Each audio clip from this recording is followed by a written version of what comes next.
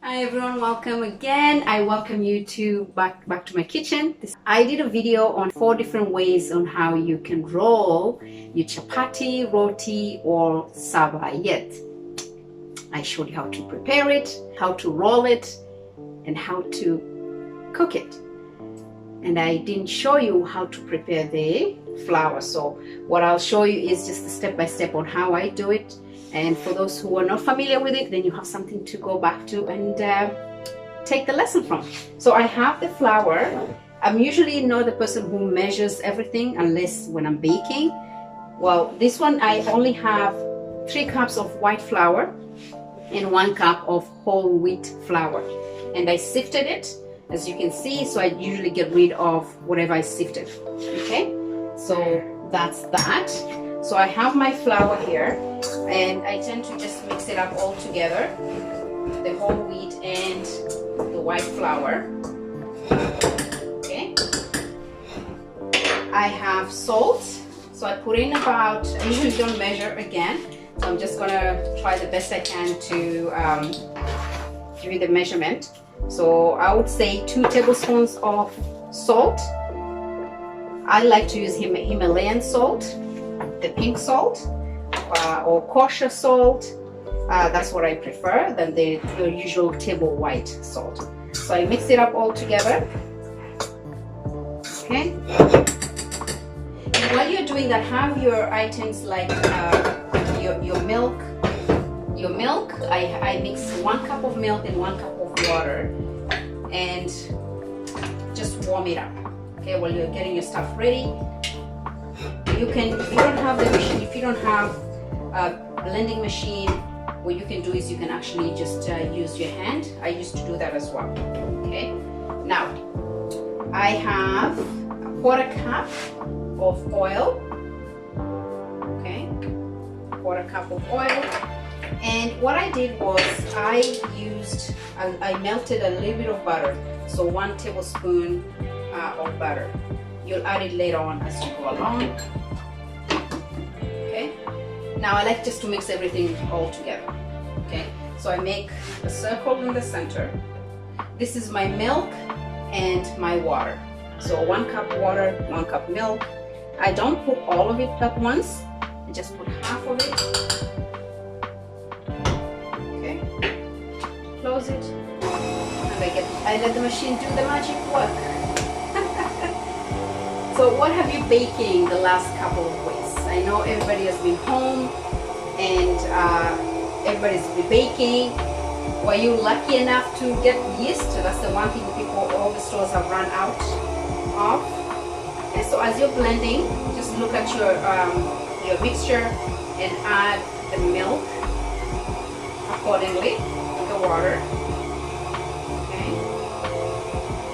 You will know the consistency of how you want your mixture to look like. Okay. So the good thing is you don't need baking powder and you don't need yeast for this. You know, you just use your regular day-to-day items that you have at home. It's easy to make. You can actually take your dough, my goodness, okay, you know what I mean.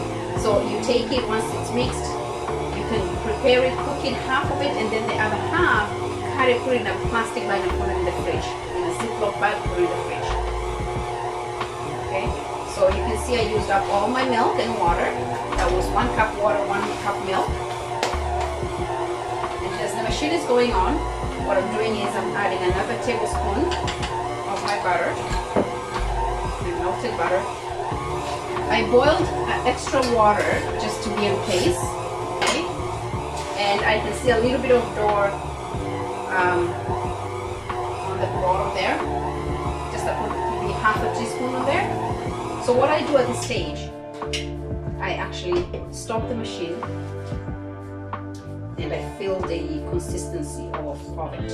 Okay, and when I look at it, I see, okay, it's a little bit hard because when you press, you feel it, right? So what I do is I add a little bit of water.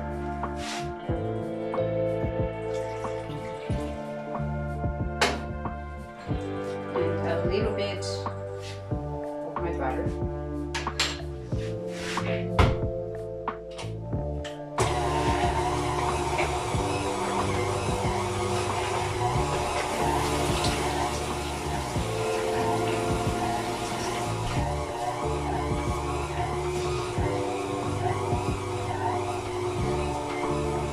what were you baking the last couple of weeks? To be honest, I never had a chance to make anything other than cake a few days ago. I love baking, but I enjoy more on the dry baking side of things, where you don't need to put anything in the oven, where you don't need to do yeast or baking powder. And if you're interested to know more about that, let me know. I'll share one of my favorite recipes. And it's actually a one-time favorite for anybody. Let me tell you, I make that people lick their fingers to the last piece. Okay. So my dough is coming up all together.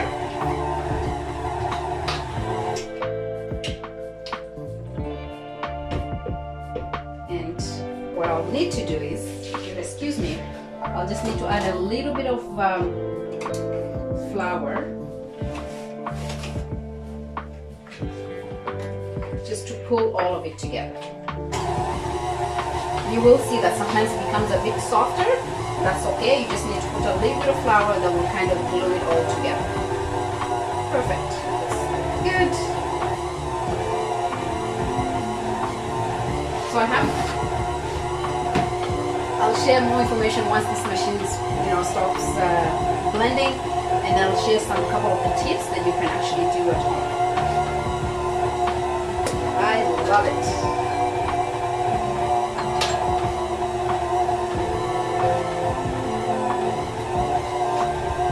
So how do you know it's ready for you to remove it from the blender, or how do you know when you're kneading? How do you know? You would know.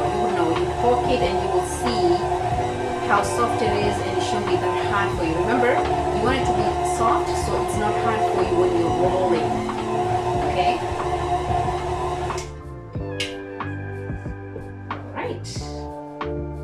Look at that. So that looks really good.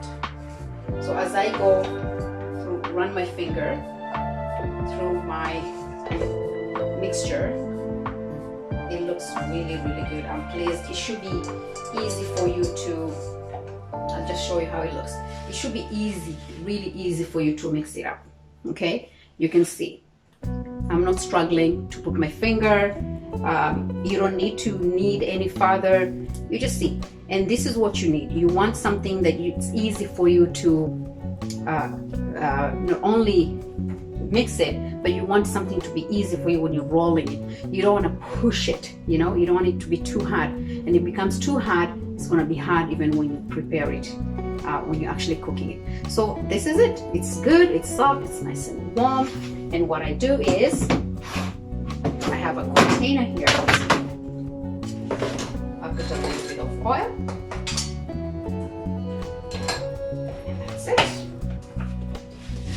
And this is good to go. It's good for me to cook it. I can actually prepare it tomorrow. I can put half of it if I choose to put it in the freezer, and then the rest I can put in the fridge, wake up in the morning and prepare it. Easy, easy, easy. You can do this, put it in different Ziploc bags for the entire week, and if you want, you can just prepare whenever you need. Defrost it overnight and you're good to go. I do this maybe once a month. My kids love it. And what I do is I prepare a lot. It lasts us 3 to 4 days, and you can do that. But you don't want it to be more than 3-4 days, because then it becomes dry. If it does become dry, put it in the microwave, just warm it and have it with your tea or your favorite drink. All right, so that's it. That's how you need use your KitchenAid for your flour and to get ready for your chapati, savayat, and roti. I hope you'll enjoy this, and you know what? I want you to enjoy this. I want you to try this and just let me know how successful it was. All right, thank you again. This is Farwa, and I look forward to seeing you again. Take care.